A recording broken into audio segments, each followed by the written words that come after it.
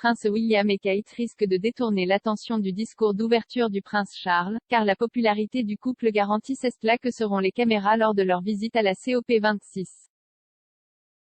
Selon un commentateur royal, la présence du prince William à l'important sommet sur le climat de la COP26 la semaine prochaine sera plus importante que celle du prince Charles, car le jeune royal représente la nouvelle génération.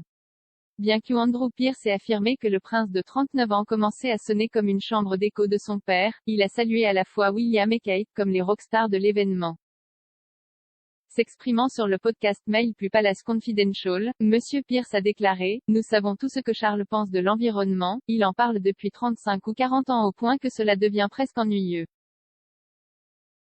Ce qui est plus important, je pense, c'est ce que dit William, c'est la nouvelle génération et c'est le petit nouveau du quartier. Il sera roi un jour, il parle au nom d'une jeune génération qui est sans doute beaucoup plus soucieuse de l'environnement et il commence à ressembler un peu à une chambre d'écho de son père.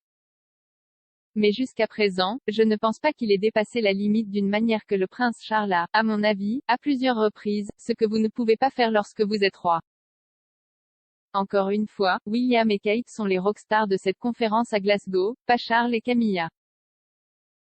Je crains que ce ne soit William et Kate, c'est là que seront les caméras et c'est avec qui tout le monde voudra être. Les Cambridge devraient arriver à Glasgow le 31 octobre et assisteront à une réception diplomatique lundi soir aux côtés du prince Charles et de Camilla. Le prince William devrait prononcer un discours lors du sommet et organisera des réunions avec des chefs d'entreprise et des ambassadeurs mondiaux pour discuter des solutions à la crise climatique. Le prince Charles doit maintenant prononcer le discours d'ouverture, après que la reine a annoncé à contre-cœur qu'elle ne se rendrait plus au sommet. Après être tombé malade le 20 octobre, le monarque de 95 ans suit désormais un avis médical et se repose au château de Windsor. Elle s'adressera plutôt aux délégués réunis via un message vidéo enregistré, tandis que Charles et William et leurs épouses se mobilisent pour représenter la famille royale.